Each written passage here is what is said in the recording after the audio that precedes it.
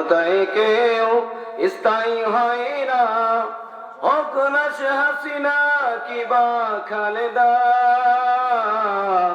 Chair তো বেশি দিন টেকে না, ঠিক না? চেয়ার তো বেশি দিন টেকে না। মজিবর বেশি দিন টেকেনি, জিয়াউর কেউ তো রাখেনি। কথা বলেন ঠিক না? মজিবর বেশি দিন থাকেনি, জিয়াউর কেউ তো রাখেনি। এরশাদ চলে গেছে পৃথিবী ছেড়ে, এরশাদ চলে গেছে পৃথিবী ছেড়ে।